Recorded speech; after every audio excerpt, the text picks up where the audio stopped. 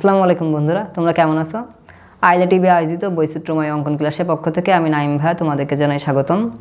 আজকে আমরা শিখব শহীদ আবু সাইদকে কিভাবে আঁকা যায়। তো চলো আমরা ক্লাসটা শুরু করি। তোমরা আশা করি সুন্দরভাবে এটি দেখবে এবং সেই অনুযায়ী প্র্যাকটিস করে এটা অনুসরণ করবে। আমি প্রথমে গলা দিয়ে শুরু করছি। গলার যে শার্টের কলার আছে এখান থেকে, এটা হচ্ছে গলার গেঞ্জির গোল গলা। দুই পাশে হাতের জন্য দাগ দিয়ে দিলাম। এটা কাঁধ হবে এখানে।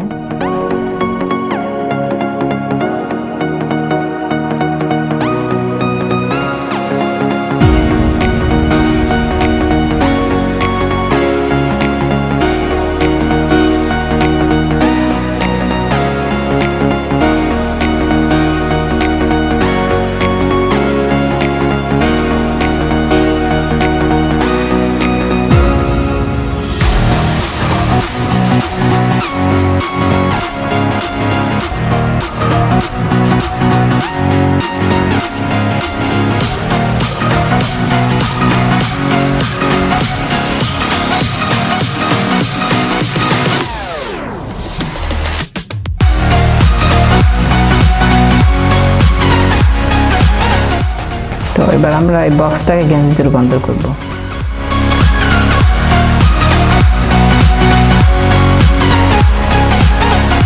তারপর এখানে আমরা গলা দিয়ে দিই। গলা দিয়ে এখানে মাথাটা এঁকে দিই।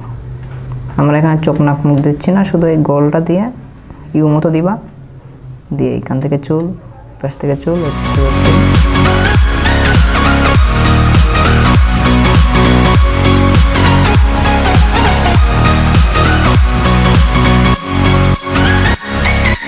এরপরে নিচের দিকে যাবো আস্তে আস্তে। প্যান্টটা একটু ভাঁজ ভাঁজ থাকে, তোমরা প্যান্ট দেখলে বুঝবা। সেই ভাঁজ ভাঁজগুলো আমরা দিয়ে দিলাম।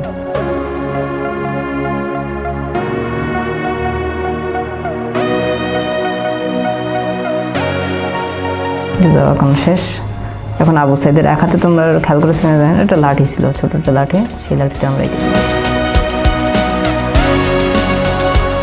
তারপরে ছবিটাকে একটু অর্থবহ করার জন্য আমরা পিছনে একটু মানচিত্রের মতো এঁকে দিচ্ছি।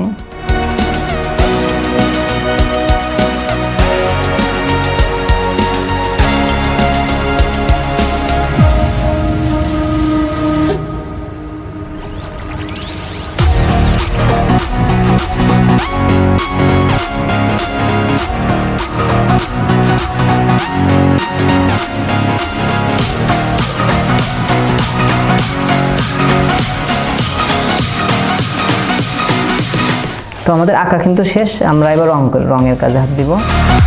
রঙের জন্য সবসময় বলে আসছি ব্যাকগ্রাউন্ডে যেটা আছে ওইটা রং করলে আগে ভালো হয়। তবে তোমরা এখানে যেহেতু সামনে একটু ক্রিটিক্যাল কাজ আছে, তো আমি এখানে বডিটা রং করে নিচ্ছি। তো বডিটা রং করার সময় এই যে দেখো আমার হাতে একটা কালার আছে, এটা তোমরা স্কিন কালার ধরে নিতে পারো। এই স্কিন কালারটাকে আমি আগে দিয়ে দিই মুখে।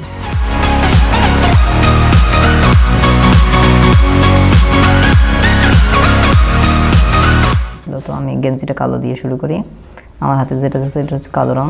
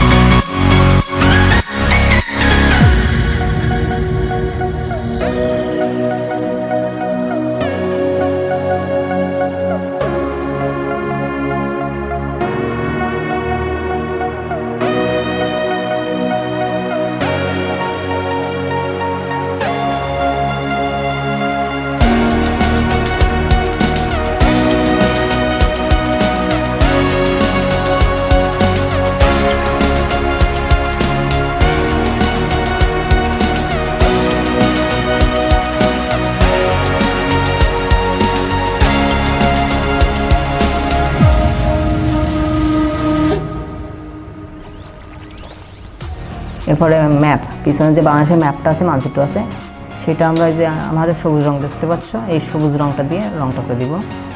তো মানচিত্র রং করার সময় তোমরা একটু সাবধানে থাকবা, এখানে পেন্সিল রঙের বাইরে যেন না যায়।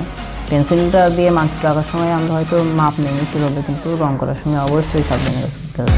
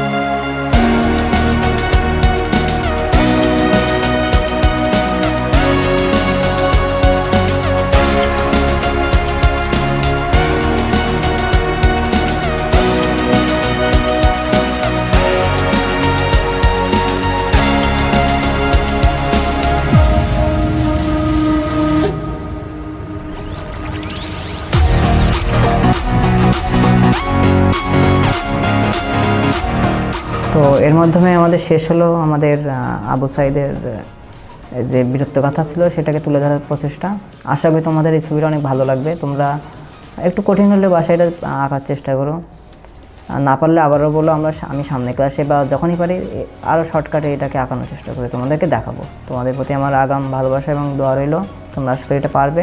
আর আমাদের আয়াদের টিভির সাথে তোমরা অবশ্যই থেকো, আমাদের পরবর্তী ক্লাসের জন্য তোমরা অ্যাটেন্ড করো অবশ্যই, আমরা তোমাদের অপেক্ষায় থাকবো।